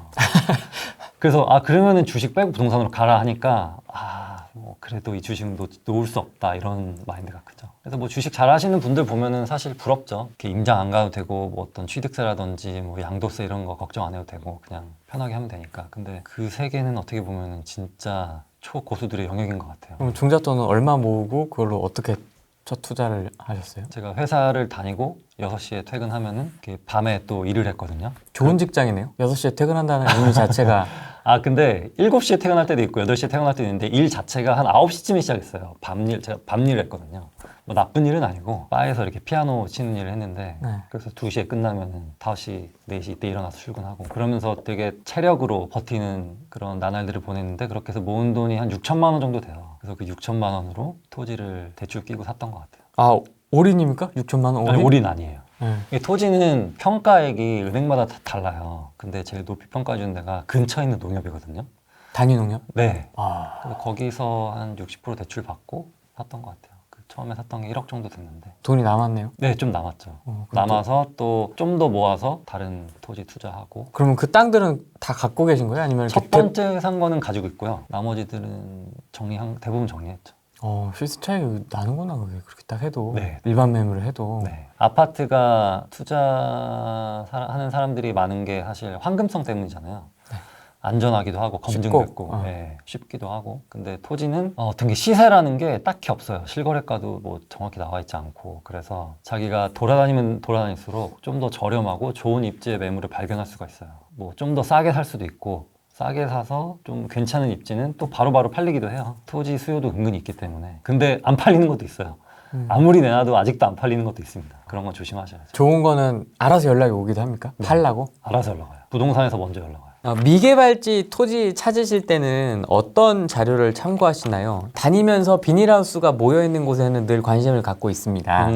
토지 투자 이야기네요. 네, 되게 좋아요. 비닐하우스 있는 곳 되게 좋은데 토지는 너무 광범위해서 일단 막 고속도로에 너무 인접해 있거나 이러면은 뭘 개발하기가 쉽지 않거든요. 뭐 그런 데 말고 약간 제가 보는 기준 중에 하나가 그 토지에서 빽빽한 아파트 단지가 잘 보이는 곳, 이쪽은 굉장히 유망한 곳이에요. 쉽게 표현드리자면 이게 아파트 단지가 여기 꽉 차 있는데 반대편 길 건너는 다 논이다. 여기는 무조건 개발된다 보시면 됩니다. 근데 잘 들어가셔야 될 게 요새 보상을 할 때 그 보상가액이 많이 낮아졌어요, 예전보다. 공시가에서 조금 더 높게 준다거나 아니면 공시가와 시세 중간에서 준다거나 이렇게 하는데 그래서 막 농민들이 우리 이대로 못 물러난다 해서 막 조합 결성하고 막 띠드르고. 근데 그 심정이 이해가 가요. 왜냐면은 그분들은 진짜 여기 되게 터전이었고 이거 없으면은 못 사시는 분들이고 이거 보상 받아서 밖에 나가서 아파트 한 채도 못 사는 거예요. 그렇기 때문에 어떤 좀 더 우리가 이 삶을 비슷하게 영위할 수 있는 만큼의 보상을 요구하는 거죠. 그래서 너무 비싸게 사시면은 혹시나 보상 받으시면은 그 보상 오히려 더 손해 볼 수도 있어요. 또 얘기 좀 해주세요. 토지. 이런 토지 난 좋아한다. 뭐 이렇게 강변에 북한강, 남한강, 뭐 한강 이쪽 보시면은 카페들 요새 되게 많이 생기고 있거든요. 그쪽 맞습니다. 네, 맞습니다. 그쪽에도 땅들이 되게 많아요. 그런 땅들 중에서도 등기부등본 이렇게 보셔서 좀 손바뀜이 적은 그런 땅들 보시면 좋고 왜냐면은 손바뀜이 너무 많은 곳은 뭐랄까 문제가 있거나 잘 안 팔린다거나 아니면은 투기 수요라든지 그런 수요가 들어갔기 때문에 손바뀜이 많은 거거든요. 그래서 손바뀜이 좀 적은 토지들 위주로 보시고 그럼 그런 거는 이렇게 개발이 가능한지 이런 걸 좀 봐야 되겠네요. 네, 이게 그래서 물어봐야 돼요. 그 지자체에 물어봐야 돼요. 전화해서. 여기 내가 마치 뭐 지을 것처럼 여기 카페나 네, 음식점. 네, 지을 건데 되냐 하면은 그쪽 사람들 잘 알아요. 거기 꼭 전화해 보시고 이런 아날로그적인 노동이 좀 필요하긴 합니다. 그 서울, 경기, 인천 쪽에서 사실 지금 남아있는 땅이 별로 없어요. 좀만 돌아다녀서 보면은 쉽게 아실 수 있을 거예요. 뭐 그렇게 어렵진 않아요. 땅 찾는 게. 예전에는 워낙 미개발지가 많아서 되게 어려운데 또 조심하셔야 될 거는 어디 뭐 저 시골에 뭐 몇만 평이 있다 이런 거 조심하셔야 돼요. 그런 거는 절대 가시면 안 되고 그래도 지금 서울이 되게 커지고 있거든요. 이게 GTX가 깔리게 되면은 경기도 자체가 하나의 서울이 될 거라고 봐요. 뭐 아직 파주만 가도 논들이 널려 있고 양주, 의정부만 돼도 아직 논들 많고 화성만 가도 논밭들이 지천에 널려 있습니다. 포인트는 뭔가 보상이 들어올 만한 개발의 어떤 불씨가 있을 만한 곳을 좀 고르시는 게 포인트네요. 네. 근데 그런 곳들은 이미 사실 시가에 좀 반영이 돼 있어요. 그래서 가격이 그렇게 싸진 않아요. 뭐 예전에는 뭐 평당 한 5, 60이면 샀는데 지금 다 100 넘고 완전 장기로 가져가실 거냐 아니면은 그래도 한 5년 안에 매도하실 거냐 하면은 돈을 좀 더 주시더라도 좀 비싼 거 사는 게 맞고 완전 장기로 가겠다 하면은 그냥 싸고 큰 거 사시는 게 제일 좋아요. 왜냐면 토지는 주로 평당가로 판매를 하거든요. 뭐 50, 60 이렇게 하기 때문에. 예를 들어서 평당 20이 평당 40만 돼도 2배가 뛴 거잖아요. 평당 20에서 뭐 25 가는 거는 사실 일도 아니에요. 근데 토지가 막상 보러 가면은 진짜 못 사요. 흙밖에 없고 막 그냥 너무 뭐야 이게. 너무 공허해요. 막 지평선 보이고, 예, 막 옆에 막 개가 막 짖고 있고 닭이 울고 있고 이러기 때문에 쉽지가 않죠. 보러 가면 이제 중개사무소 통해서 보러 가신 경우가 많으신 거죠? 네. 직거래도 하세요? 직거래는 거의 못 하고요. 네. 중개사무소 통해서 하시잖아요. 네, 중개사무소 통해서. 그러면은 어린 축에 속하잖아요. 네. 그래서 제가 처음에 갔을 때는 엄마 데리고 오라고. 저 30살인데 하니까 뭐 30, 뭐 아니요 부모님 데리고 와, 부모님 데리고 와. 막 그렇게 말씀하신 분도 계셨고. 네, 어떻게든 계약을 했죠. 그런 분들하고는 애초에 계약을 안 했던 것 같아요. 겨울에는 아무래도 거기 일하시는 분들이 없거든요. 근데 여름에 가면은 막 이렇게 막 뭘 하고 계세요. 그분들한테 가서 물어볼 수도 있어요. 여기 뭐 보상한다는데, 여기 뭐 개발한다는데 진짜냐. 근데 그분들이 굉장히 빠삭하거든요. 왜냐면은 거기는 그분들의 영토기 때문에. 예를 들면 우리가 뭐 마포 살면은 마포 주변에 뭐 개발되는지 그 주민들은 빠삭하게 알고 있잖아요. 호지인지 악재인지. 그 마찬가지로 토지 거기 농사 지으시는 분들도 빠삭하게 알고 있기 때문에 그분들한테 이렇게 겨울에 가면 그분들이 없기 때문에 여름에 가셔서 좀 많이 물어보시는 것도 도움이 돼요. 그래서 4계절 다 가시는 게 좋다. 근데 딱 봐도 외지인이잖아요. 그래도 잘 알려주세요? 완전 외지인이죠. 네. 딱 봐도 그랬다. 근데 되게 겸손하고 그리고 근데 안 말해주시는 분들이 한 60% 되는 것 같아요. 너 뭐냐 하는 분들이 60%고. 그럴 것 같아요. 네. 근데 계속 가면은 저 사람 또 왔네? 왜 왔지? 하면서 그때부터 슬금슬금 마음의 문을 여시는 분들도 있고 끝까지 닫으시는 분들도 있고 또 저와 같은 외지인들이 소유주이신 분들도 있거든요. 그분들도 만날 때도 있어요. 네, 그래서 그분들 연락해서 만날 때도 있고 뭐 그렇게 하고 있죠. 다양한 채널을 받는 게 좋은 것 같아요. 사시는 곳은 자가인가요? 아니면 또 이사 가시나요? 상급지로? 제가 2017년도에 하나 반전 새끼고 사두고 지금 월세로 살고 있어요. 지금 강동구에 월세로 살고 있고 내년 1월에 드디어 자으로 이사 갑니다. 결혼한 지 한 10년 만에. 천상 투자자야. 월세지. 네. 우리 적폐는 월세지. 멋있습니다. 근데 진짜 신기한 게 제가 1억에 140에 살고 있거든요. 근데 140? 네. 아니다. 낼 수 있지 여기는. 이 집은 낼 수 있지. 아 근데 잘 와이프하고- 생각해 보세요. 140이잖아요. 되게 큰 돈일 수 있어요. 큰 근데 1년이면은 대략 2천만 원입니다. 그리고 10년이면 2억이에요. 부동산은 10년에 2억 더 오르잖아요. 그렇게 생각하시면 돼요. 네, 그렇게 생각하면 그렇게 큰 돈이 아니에요. 아무튼 그렇게 살고 있는데 제가 지금 나가는데 저희 집주인이 그 매물을 얼마에 내놨냐면 지금 1억에 140이라고 했는데 지금 1억 5천에 290만 원에 내놓으셨어요. 다 두 배네요? 네. 1억 5천에 290만 원 내놨어요. 아, 뭐 나갈까 모르겠어요. 290은 사실 너무 많기도 하고. 오버한데? 네. 저는 한 220 정도 선에서는 걸어야 되지 않을까 싶은데 290을 내놓으셨더라고요. 그러니까 그만큼 많이 올랐어요. 뭐 전세건 뭐. 근데 전세값도 막 9억 막 이래요. 제가 처음 들어갈 때만 해도 막 5억 막 이랬는데 지금 9억이 됐어요. 그래서 9억이 없으신 분들은 어쩔 수 없이 뭐 반전세라도 살아야 되는 거죠. 근데 반전세 매물마저 지금 쭉쭉 빠지고 있기 때문에 남은 건 월세인 거예요. 그게 지금 월세화 되고 있죠. 돈도 못 모으고 자기 집 마련할 종잣돈도 못 모으게 되는 상황이 지금 좀 빨라지고 있습니다. 1편을 보면서 김 부장을 보면서 아 그래서 저런 꼰대들이 있지. 그다음에 2편을 보면서 2편이 저는 제일 재밌더라고요. 얘네들 골 때린다. 아, 네. 그 남자친구하고 집 때문에 싸우는 거하고 오늘만 산다 하면서 막 쓰는 친구들 얘기를 보면서 너무 재밌더라고요. 책을 처음 쓰게 된 계기는 저희 회사의 부장님들이 꽤 많으신데 네. 다들 하시는 말씀이 나가서 뭐 하지? 이런 말씀 되게 많이 하세요. 근데 그게 되게 안타까웠어요. 되게 회사만 다니시면서 아무것도 안 하시고 세상 밖은 전혀 모르는 거예요. 회사에서는 내가 최고지만 이 밖을 나가는 순간 아이가 되는 거죠. 그런 모습이 안타까워서 그때부터 좀 쓰기 시작했습니다. 그래서 그렇게 50대 남성을 주인공으로 쭉 쓰다가 20, 30대의 그 스토리도 좀 쓰면 재밌겠다 해가지고 현재 어떻게 살아가고 있는 청년들 그 두 명을 약간 양극단에 있는 두 명을 이게 좀 이렇게 주인공을 해서 쓰게 됐어요. 그 실존 인물 뭐 모티브가 있습니까? 그 50대 그 김 부장은 저희 회사에 한 3명 정도 모티브를 잡았고요. 합쳐서? 네, 실제로 그 지식산업센터 그거 2개 분양 받았다가 한 3년 정도 공실 있으신 분이 있거든요. 그분 상가가 아니고 여기서는 상가로 나왔었던 것 같은데. 아, 네. 네, 지산이군요. 네, 지산이에요. 지산 1+1으로 사신 분이 있는데. 회사에 있는 분들을 믹스해서 네. 캐릭터를 만드신 거군요. 집필은 얼마나 걸리셨습니까? 1권? 1권은 한 3개월 걸렸던 것 같아요. 뭐 2권 쓰는데도 한 3개월. 3권은 그냥 제 얘기를 고스란히 그냥 담아보고 싶었어요. 그래서 직장인, 같은 직장인으로서 투자할 수 얼마든지 투자할 수 있고 저보다도 더 나았던 상황이신 분들이 대부분이실 것 같기 때문에 좀 희망을 드리고자 좀 썼습니다. 진짜 정말 힘든 상황이었어요. 제가 볼 때는. 네. 나중에 이게 뒤에 어떻게 정리가 되는 거지 하면서 읽었거든요. 앞에 초반부를 보면서. 네. 근데 뒤로 갈수록 엄청 좋아지더라고요. 결혼도 막 이렇게. 네, 그래서 저는 뭐 극단적 선택도 했었고 뭐 네. 편의점 알바 했을 때 편의점 알바도 금방 잘리고 막 이렇게 화장실 안에 있는데 절대 알려주면 안 된다고 그러더라고요. 화장실 없다고 하라고. 근데 모르고 화장실 있다고 알려준 거예요. 사장님한테 엄청 혼나고 막 그러면서 실수 몇 개 더 하고 잘리고 막 편의점에서 잘리는 사람인데 막 이력서 막 몇백 개 쓴 끝에 회사 취직하게 되고 그 돈 모아서 투자하게 되고. 그 몇백 개 써서 들어간 회사가 지금의 회사입니까? 아, 전에는 외국계 회사 하나 다녔어요. 네, 외국계 회사를 처음에 다니다가 거기 제가 약간 좀 애국심에 약간 윤리심에 약간 발동이 걸려서 이직을 하게 됐죠. 지금 회사로. 아, 동종업계의 다른 회사. 아, 동종업계는 아니에요. 좀 아. 다른 결이 좀 달라요. 외국 회사가 더 좀 근무 환경은 좋은 거 아닙니까? 그냥 상식적으로 생각했을 때. 아, 아닌가요? 그때는 외국계 회사가 좀 더 낫고. 구글 막 이런 느낌. 아니에요? 아, 그런데 아니에요. 마이크로소프트 뭐 이런.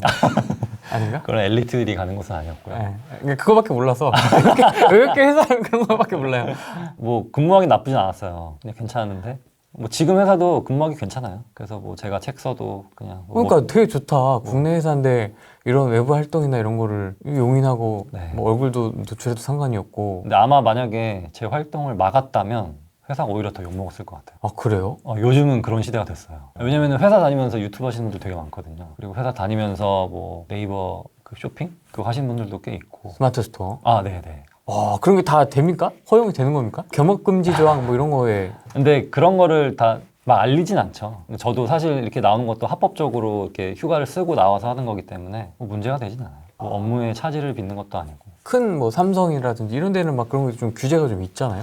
회사 삼성- 이미지 뭐 이런 거 삼성은 좀 있다고 들었어요. 통제를 좀 하는 걸로 알고 있는데 네. 좋은 회사 다니시네요. 정대리가 아주 골 때리고요. 권사원 남친도 골 때리고 뭐 이런 새끼가 다 있지? 약간 이런 느낌. 네. 어떻게 게임만 하고 있지? 뭐 이런 이런 느낌. 네, 그래서 신입사원들 친구들한테 물어보면은 먼저 말을 걸면은 종잣돈을 모아요. 모으다가 너무 힘드니까 그 모은 돈으로 차를 사버리더라고요. 남자들은 보통 차, 네. 여자들은 보통 여행 네. 이런 식으로 빠지죠. 그래서 차는 제발 사지 말았으면 좋겠네 하고 했는데 10%는 안 사고 90%는 딴 데 쓰고 그렇게 하더라고요. 그래서 나중에 결국 그 10%들이 부자가 될 가능성이 큰 거죠. 이 사람들은 대출을 산 거고 이 친구들은 자산을 산 거고 그렇죠. 이렇게 갈리기 때문에 제가 항상 살 때 뭔가 가치가 떨어지지 않는 걸 사라 라고 말하는데 그게 들릴까요? 안 들리죠. 네. 전혀 안 들리죠. 네. 수십 대 1, 수백 대 1의 경쟁률을 뚫고 들어왔더니 네. 좀 이제 아이씨 좀 폼 좀 잡아보자. 요즘 이제 지금 30대 후반이시니까요. 네.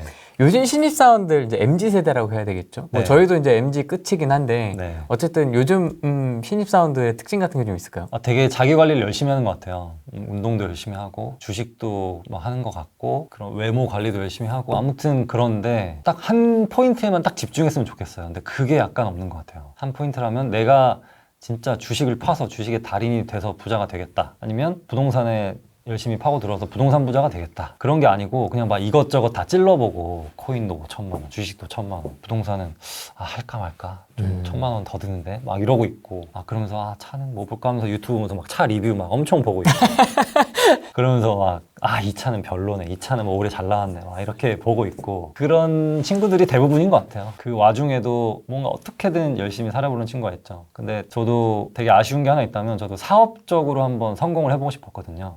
근데 저는 사업할 그런 그릇은 좀 못했던 것 같아요. 직원 관리라든지 어떤 사업 아이템 선정이라든지 그런 것에 대해서 그런 분야의 능력이 좀 부족하다고 생각했거든요. 부동산은 어떻게 보면은 자신과의 싸움이고 어떻게 보면 1대1 거래잖아요. 부동산은. 이런 투자라는 게 저한테 더 맞기도 했어요. 뭔가 제가 남 앞에 가서 막 리더십이 있고 어떤 결정을 잘 내리고 이런 사람이 아니기 때문에 부동산 투자가 잘 맞는다고 생각해요. 그래서 내성적이신 분들은 그리고 사업 아이템이 딱히 생각이 안 나시고 사업할 자신감이 없으시고 용기가 없으시다면 이런 부동산 쪽을 하시는 게 좀 더 맞지 않나 싶어요. 내성적인데 부동산을 해라.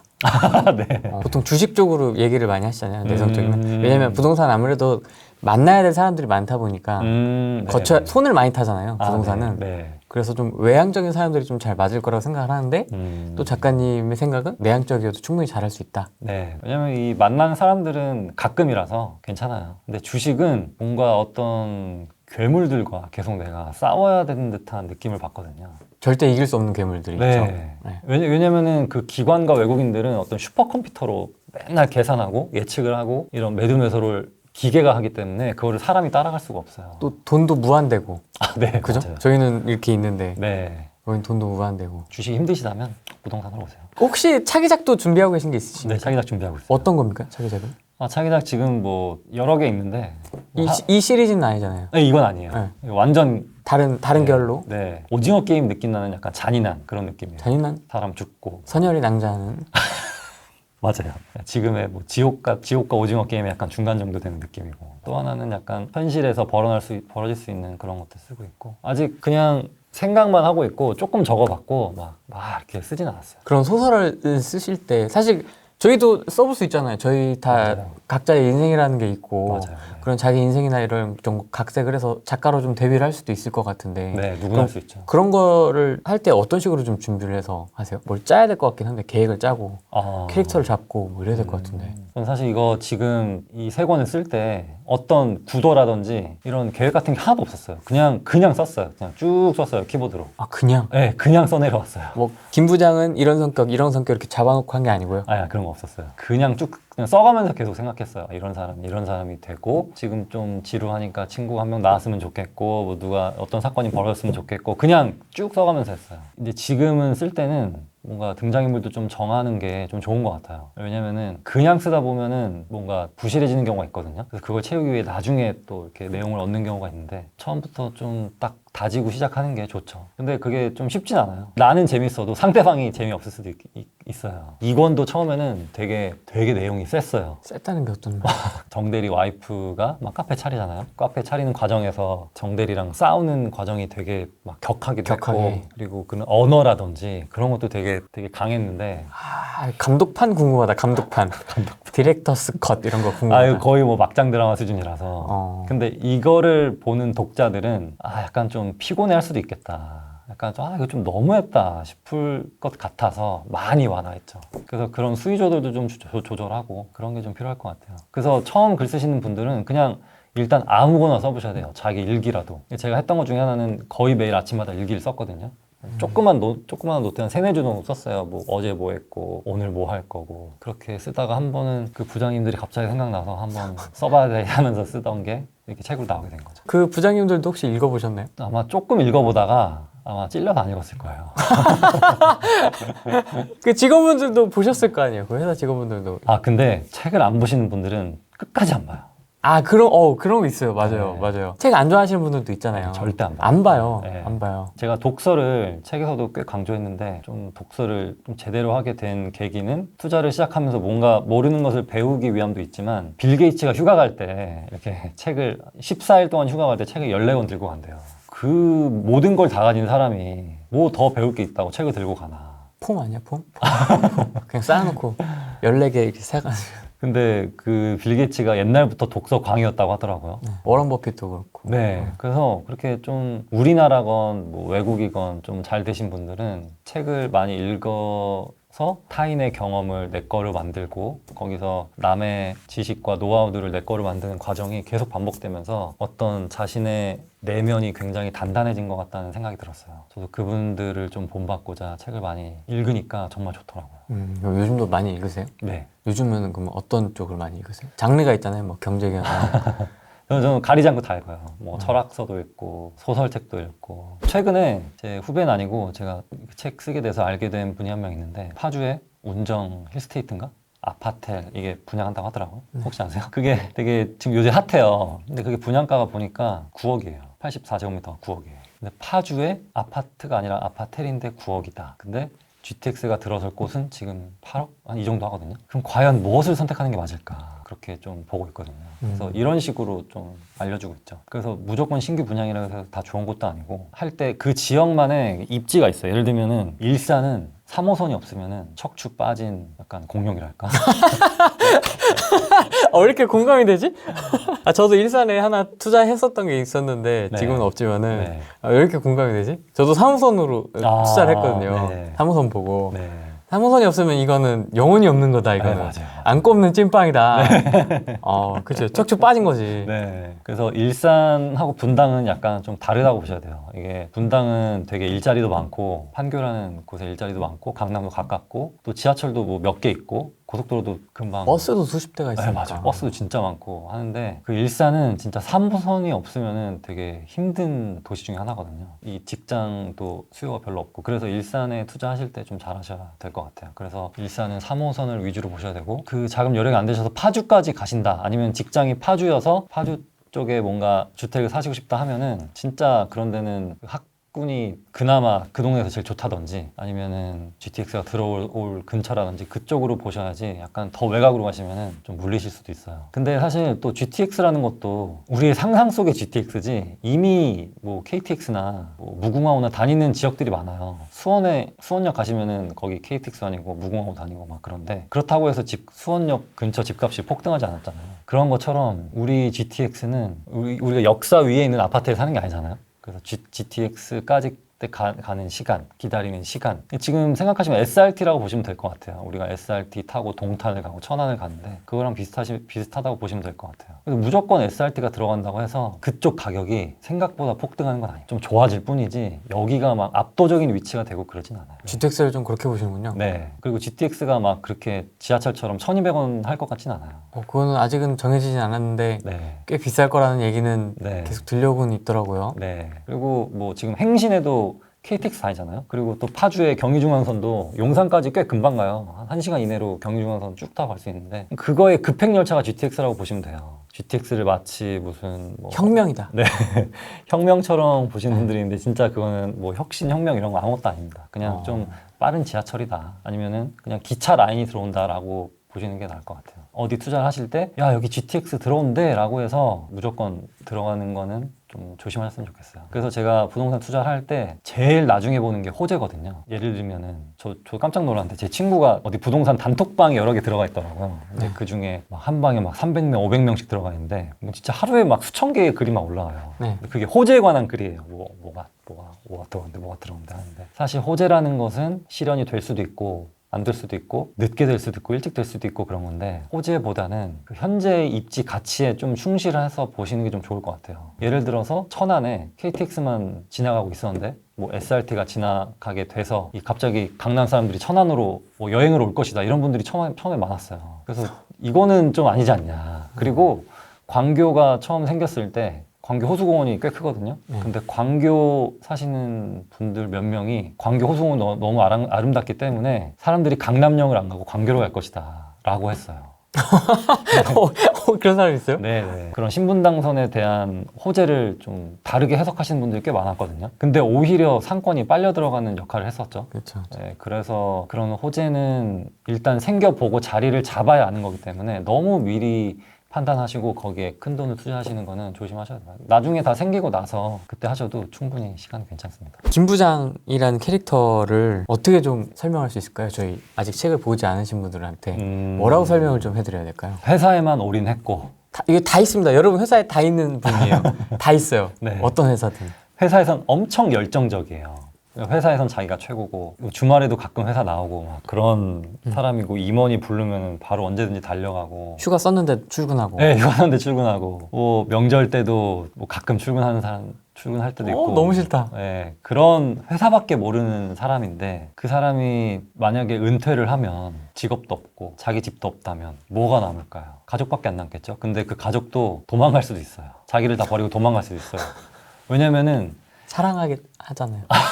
진짜 사랑은 남아있을 수 있는데 만약에 자기가 모아둔 돈 1억 하고 퇴직금 2억 하고 나와서 치킨집 그 3억 주고 차렸어요. 뭐 빵집 차렸어요. 근데 빵집이 부도 나서 빚을 안게 된 거예요. 근데 빚을 안게 되면은 그게 막 가족한테 전가될 수도 있기 때문에 미리 어떻게 뭐 이혼을 미리 한다든지 뭐 어떻게 뭐 한다든지 아무튼 안 좋은 상황이 계속 발생해요. 그래서 이런 분들이 사실 제일 위험한 사람이에요. 제일 걱정되는 사람이기도 하고 자기는 회사를 지금 나가야 되는데 회사에서는 계속 뭔가 변화를 요구하고 있고 자산 가격은 계속 상승하고 있고 다행히 자기 집이 있다면 자기 집에 그냥 살면 되죠. 뭐라도 하면서. 근데 자기 집도 없는 상태에서 전세는 계속 오르고 월세는 계속 더 가속화돼 가고 있고 이러다 보니까 자기 모아둔 돈을 다 거기에 써야 되는 거예요. 막상 자기 쓸 돈은 없고 이러다 보니까 되게 부부 사이도 안 좋아지고 자식들은 자기 무시하고 자기는 평생 진짜 열심히 일해왔는데 남는 건 없고 이렇게 되는 거죠. 그래서 그런 분들이야말로 자기 집 마련이 진짜 필수인 것 같아요. 정대리 같은 캐릭터도 우리 신입사원들 중에 일부가 꼭 있습니다. 네. 이런 분들도 캐릭터가 분명하거든요. 네. 이 캐릭터는 어떤 캐릭터고 이 정대리, 전국에 있는 정대리들을 위한 조언을 해주신다면? 일단 남하고 비교가 가장 살면서 힘든 것 중에 하나거든요. 이 부라는 것도 결국엔 비교예요. 남이 집이 뭐 10억에 올랐다, 5억에 올랐다 이런 말을 듣게 되면 자꾸 그걸 따라잡으려고 극단적 선택을 하게 됩니다. 자꾸 말도 안 되는 주식에 돈 집어넣고 뭐 지역주택조합에 돈 집어넣고 상가 이거 대박날 상가라고 해서 상가 주인 된다고 해서 상가 막 투자하고 사업에 투자하고 하는데 그렇게 되면은 안 돼요. 이렇게 뭐든지 어떤 단단하고 견고한 지식이 딱 자기 몸에 집약이 된 상태에서 투자를 해도 어렵거든요. 근데 그렇지 않은 상태에서 투자를 하게 된다는 거는 처음에는 어떻게 초심자의 행운이라고 해서 성공이 있을 수 있지만 결국에는 마이너스가 될 수밖에 없어요. 그 뜻은 자기가 예를 들면 인스타그램을 보면서 이 사람 부러워한다. 어디 TV를 보는데 저 사람이 뭐 무슨 스타트업을 해서 회사를 몇백억에 팔았다더라? 이런 거 부러워하지 마시고 진짜 자기가 잘할 수 있는 게 뭔지를 꼭 찾아야 될 것 같고 자기가 만약에 부동산으로 정했다면, 아마 이 채널 부동산 관심 있으신 분들이 많으니까 부동산으로 정했다면 시중에 나와 있는 부동산 책들은 한 번씩 다 보세요. 그러면은 내용이 어느 정도 익혀지거든요. 내용도 비슷비슷한 게 많고, 그렇게 하다 보다가 유튜브 좀 좋은 강의도 보시고, 근데 그 검증된 채널을 봐야지 어떤 막 폭락론에 심취해 있거나 이런 것들은 절대 보시면 안 됩니다. 그 폭락론자들은 남의 불안을 이용해서 장사하는 사람들이에요. 자기들은 부자가 되고 있고 남들은 점점 더 거지를 만들고 있어요. 그들이 더 거지가 돼야 자기한테 유리하거든요. 왜냐면 자기는 계속 달콤한 말을 던져주니까. 그래야 자기 몸값이 올라가는 거기 때문에 계속 뭐 집 사지 말라, 폭락한다, 뭐 지금 뭐 버블이 껴있다, 계속 그런 말을 하는데, 주택이라는 것은 버블이 껴있을 수밖에 없어요. 왜냐면 주택이라는 것은 어떤 동네는 여기 있고 어떤 동네는 여기 없고 어떤 동네는 학군이 더 좋고 어떤 동네는 뭐 병원이 가깝고 이렇기 때문에 그 편리성을 누리기 위한 그 가치라는 버블이 좀 더 껴있어요. 다 뭐 같은 콘크리트지만. 그래서 뭐 주택에 버블이 꼈다고 하는데, 초고소득자 하는 사람들이 막 50억, 100억짜리 사는 게 그거 완전 다 버블이거든요. 그냥 근데 그 버블이 좋아서 사는 거예요. 근데 그 버블은 쉽게 깨지지가 않아요. 요즘 같은 세대에는. 왜냐면은 유동성이 너무나 올랐고 더 고가 주택을 필요로 하는 그 수요층들이 늘어났기 때문에 100억짜리가 뭐 갑자기 90억이 됐다? 그래서 10억이 빠졌다. 그래서 천안에 있는 집 5억짜리가 1억이 될 것이다. 이런 일 절대 없거든요. 그런 것들은 다 안 들으셨으면 좋겠어요. 이 인스타그램에 샵 어쩌고저쩌고 올리는 정대리가 네. 그런 유튜브 채널이 이게 검증된 채널인지 아닌지 어떻게 확인을 하죠? 그래서 유튜브를 보기 전에 일단 좀 네임드 부동산 유명하신 분들 있잖아요. 그런 분들 책도 좀 보고, 그리고 시장이 어떻게 흘러왔는가, 그런 여태까지 맞는 말씀을 하시는 분들을 좀 찾아봐야 될 것 같아요. 지금 부동산 채널에서는 한 5년 전부터 하락한다고 했어요. 근데 지금 5년 동안 완전 급상승했잖아요. 그 뜻은 그 사람들이 완전 틀렸다는 거예요. 그래서 그런 사람들 거는 딱 보시면 안 되고, 그래서 지금 현재 시장을 잘 그래도 예견했던 사람, 현재 상황을 잘 파악하는 사람, 그리고 뭐 지적할 건 하고 칭찬할 건 칭찬하는 사람, 그런 채널을 좀 보셔야겠죠. 권사원 같은 캐릭터도 있고요. 이제 권사원은 이제 제일 중요한 파트가 결혼을 앞둔 예비 부부, 네. 이제 커플들의 이야기입니다, 사실. 네. 권사원과 권사원 남자친구, 이런 갈등을 겪고 있는 분들도 전국에 꽤 많을 겁니다, 아마. 네. 네, 어떻게 좀 조언을 해주시고 싶으신지. 이게 경제적 관념이 완전히 달라요, 완전히. 네, 진짜 다른 집안끼리라도 부딪히면 힘들어지고, 각자의 자라온 환경 이런 게 큰 역할을 하는데, 그래서 경제 교육이 중요한 것 같아요. 그래서 경제 교육이 전혀 안 돼 있는 상태에서 자란 사람들은 월세로 사는 거는 절대 안 되고, 모양이 빠지기 때문에. 자가로 사는 거는 또 이것도 안 돼요. 불안하기 때문에. 그래서 전세로 살아야 되는 거예요. 근데 이 사람들이 하는 말이, 일단 전세로 살아보고 전세 한 2번 살아보자. 그때 뭐 4년, 6년이 이렇게 지나가죠. 그 사이에 집값은 쫙 올라가 있습니다. 그러면 후회하죠. 그때 전세값으로 살 수 있었는데. 이게 요즘 예비 부부나 이미 지금 신혼부부들이 하는 말이에요. 그때 전세금으로 이 아파트를 살 수 있었는데 하거든요. 그래서 제가 지금 예비 부부들한테도 하는 말이, 지금 전세값이면 너네 다시 재계약할 때 그 매매를 할 수 있는 가격이다. 이게 지금 현재 금액이. 이렇게 항상 말해요. 그러면 그래도 지금 비싼 거 아닌가요? 막 계속 그런 말 하는데, 일단 전세 살아볼게 하면, 아니야, 일단이 진짜 무서운 거야. 그냥 지금 바로 사서 입주를 하던지, 아니면 전세를 끼고 여기 미리 사두고 그냥 딴 데 좀 싼 데 살던지, 그렇게 하라고 선택을 하게 하거든요. 대부분은 일단 전세로 시작하죠. 그 일단에 몇 억이 왔다 갔다 하는데. 네. 일단이 진짜 인생을 왔다 갔다 할 수도 있고, 그 부부 관계를 왔다 갔다 할 수도 있어요. 진짜 이 집 때문에 부부 관계가 망가진 사람들이 되게 많은데, 그게 참 속상해요, 저도. 그 결혼하신 분들도 좀 이런 갈등이 있지 않나요? 무주택 가정을 갖고 계신 분들이 남편은 사자 하는데 옆편은 사지 말자 그러고, 네. 옆편은 사자 그러는데 남편이 안 된다, 뭐 이런 경우도 있었던 것 같고, 이번 상징상 때 좀 그런 갈등이 좀 많이 있었던 것 같아요. 맞아요. 주변에 좀 그런 분들은 없으세요? 되게 고민 상담 많이 했을 것 같은데. 네, 있죠. 근데 보통 남자분들이 오히려 더 불안해하세요. 여성분들이 더 그런 데서는 더 강단이 있는 경우를 많이 봤거든요. 한 7대 3 정도 본 것 같아요. 여성분들이 집 사자 이렇게 딱 결정을 더 오히려 잘 하시더라고요. 근데 남성분들은 뭔가 기계적으로 생각하세요. 뭐 주가, 뭐 어떤 유가, 달러 이런 거 막 어디서 들은 거 막 이렇게 머릿속으로 계산하셔서, 야, 이게 내가 만든 데이터야, 객관적인 자료야 하면서 딱 내놓거든요. 근데 여성분들은 그냥 그런 거 없이, 야, 지금 올랐는데 더 오를 거야, 이런 딱 어떤 직감으로 인해서 딱 결정을 하시거든요. 근데 그럴 땐 어떻게 보면 여성분들의 말을 따르는 게 좀 맞는 것 같아요. 그래서 제 지인분 중에 한 명이 2019년에 서울 집이 꼭대기라고, 부인은 팔지 말자고 했는데 자기는 팔고 싶다고 해서 팔았어요. 그래서 지금 전세 살고 계세요. 지금도요? 네, 지금도. 그래서 그때 그분 막 부부싸움 하는 거 좀 들었는데 내가 왜 부부싸움 하는 걸 어떻게 들으셨어요? 좀 친한 사이라서 아, 막 좀 한잔 하다가 좀 격해져가지고 막 싸우더라고요. 뭐 내가 뭐 그때 팔지 말자고 했잖아. 근데 뭐 그때 뭐 나름대로 합리화를 만들어요. 근데 그렇게 보면 이미 부부 사이가 이 돈 때문에 금이 간 거죠. 그런 분들도 있고 어떤 분은 야 전세 끼고 이거를 사두자 했는데 그냥 전세 살자 해서 시작하신 분들도 있고 그래서 지금 그렇게 2016년부터 살았는데 집값은 막 두세 배가 되어버렸고 좀 힘드신 사람들이 되게 많죠. 진짜 많습니다 이번에. 네. 여자들이 집에 대한 애착이 더 있으니까요. 맞아요. 그런가요? 맞아요. 그런 것 같아요. 여성분들은 한 곳에서 정착하고 싶어 하고 그러고 싶어 하는 경향이 강한데 남자분들은 뭐 그거에 대해서 약간 좀 그런 욕구가 약하다 보니까 1, 2, 3권은 부동산이 주제인 것 같지만 부동산은 소재고 사람에 관한 얘기고 어떤 인생에 관한 얘기고 살아가는 데 있어서 사람들이 어떤 생각을 가지고 있고 그런 거를 좀 노골적으로 표현하고 싶었어요. 우리가 뭐 예를 들어 누가 뭐 잠실 사러 하면은 전세일까 자가일까 막 이런 거 궁금하잖아요. 그런 거 좀 표현하고 싶었고 같이 분명히 입사를 했는데 누구는 되게 자산가가 되어 있고 제 동기 누구는 경희공자이 나는 실거주 없어 뭐 이런 거죠. 네 그런 단상들 그런 것들 좀 보여주고 싶었어요. 이게 왜 공감을 많이 얻었을까라는 걸 저도 읽으면서 좀 그걸 생각을 해봤는데 그러니까 부동산은 진짜 소재에 불과하고요. 저 회사를 다니기도 했었거니와 네. 이제 밖에서 이렇게 보니까 인간들의 단상 네. 이런 게 좀 보이더라고요. 이제 나이를 나름 먹었다고. 근데 그런 것들이 좀 굉장히 공감이 많이 돼서 네. 저는 초반 김 부장님이 현실적으로 그려주신 부분 처음에는 왜 저럴까 후배들이 싫어하는 것만 골라 하는 전형적인 꼰대. 저도 그런 생각을 했습니다.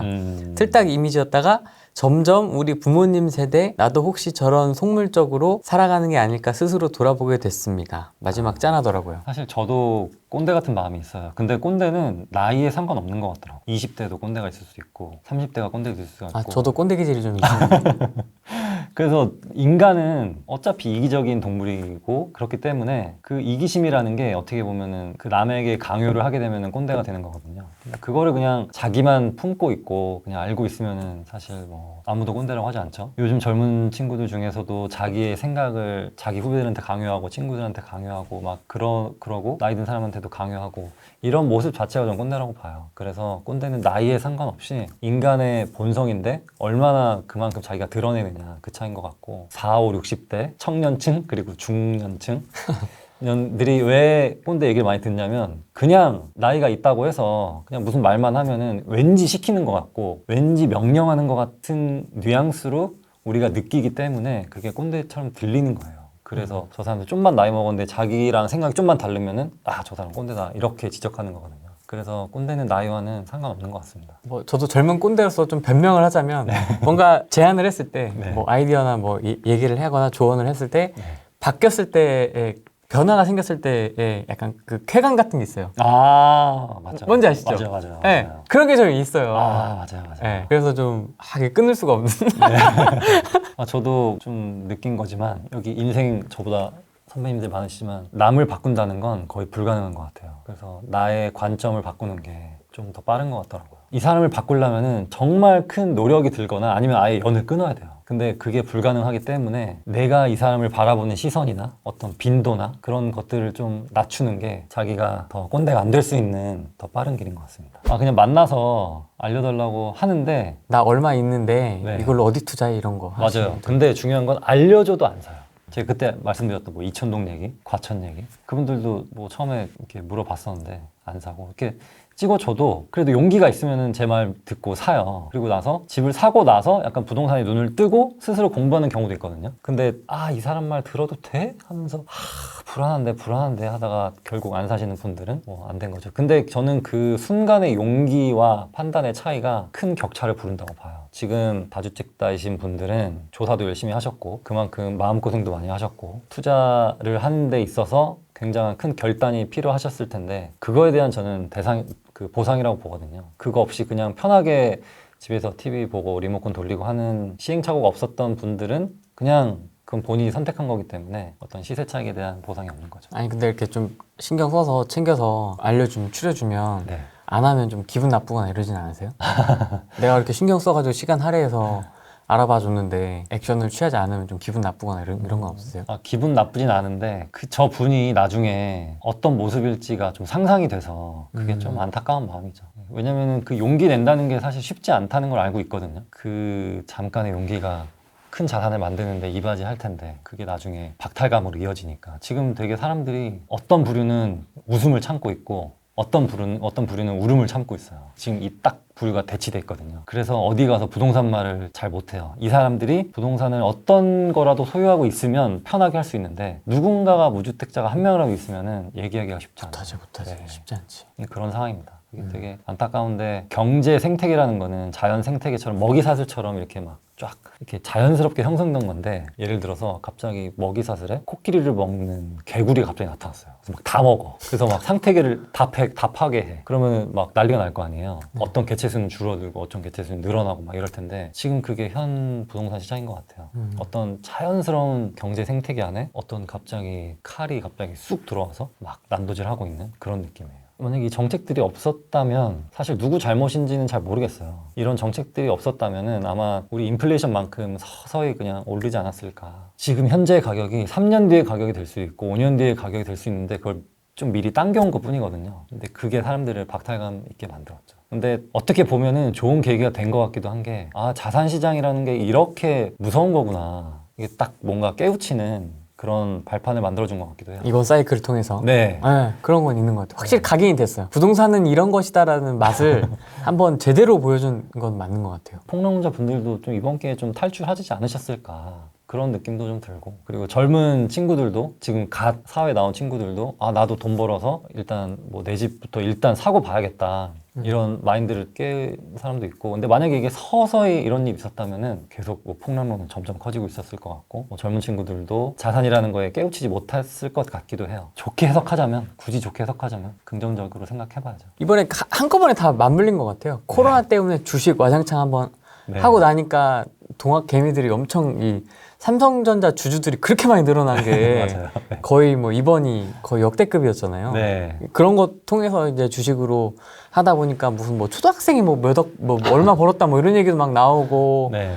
파이어족 얘기 나오고 약간 이게 지금 시대 정신이 지금 딱 딱 박혀가지고 네. 근데 이게 소비자들이 일반인들이 되게 스마트해졌어요. 그래서 예전에는 삼성전자 빠졌다 하면은 저 삼성전자 망했다 이렇게 생각할 텐데 이제는 들어갈 타이밍이다 하고 사잖아요. 더 사 막 네. 떨어지면 막 그래서 이 집값도 마찬가지예요. 지금 조금만 떨어져도 대기 수요가 엄청나게 많기 때문에 또 산다는 거죠. 그래서 이 절대 큰 하락폭은 진짜 어디 IMF급 폭풍이 오지 않는 이상 그냥 뭐 조정을 좀 받다가 대기 수요가 사고 뭐 몇 억 떨어졌으니까 몇 억 벌었다 생각하고 사고 또 그게 또 받쳐져서 올라가고 또 혹시나 조정장이 오면은 또 사고 이렇게 될 가능성이 되게 커요. 그 현재 소비자들은 되게 플랫폼도 많고 정보도 많고 강의도 많기 때문에 접할 수 있는 정보가 워낙 방대해져서 되게 다 똑똑해졌거든요. 그래서 어떤 큰 폭락을 기대하시는 분들은 좀 마음을 좀 바꿔 잡으셔야 되지 않을까 싶어요. 김 부장 이야기를 아직 읽어보지 않은 분, 그다음에 읽어보신 분, 부동산에 관심이 많고 또 이번 상승장을 또 지켜보기도 했고 다 입장이 다릅니다만 다르죠.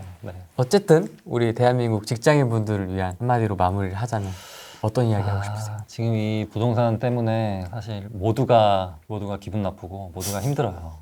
네. 근데 이 상황을 슬기롭게 헤쳐나갔으면 좋겠고 다 이렇게 흐름이란 게 있기 때문에 이 흐름도 또 한번 또 지나갈 거거든요. 순간을 어떻게 좀 전문가라든지 이런 좋은 채널들을 통해서 세금 절세할 수 있는 방향도 좀 한번 찾아보시고 그리고 이번 기회에 다른 투자처도 한번 찾아보시고 그리고 다른 분야도 뭐 상가라든지 건물이라든지 땅이라든지 이쪽도 한번 공부해보시고 그리고 또 어떻게 보면 다주택자인 분들은 가만히 있는 것도 투자예요. 자산이라는 것은 계속 오르고 있기 때문에 너무 급하게 하지 않으셨으면 좋겠고 뭐 1주택자이신 분들은 뭐 무리하게 더 상급지로 가겠다 이런 것보다는 자기 포트폴리오를 늘려가겠다 숫자를 늘려가겠다에 좀 더 집중하셨으면 좋겠고 무주택자인 분들은 전세 끼고 하나 사주시거나 아니면 여유가 되신다면 그냥 실거주를 하나 사주시는 게 여러 가지로 좋을 것 같습니다. 최대한 책 얘기를 안 하려고 했는데 책 얘기가 들어가니까 훨씬 더 채팅창도 활발해지고 아무래도 읽으신 분들이 많다 보니까 네.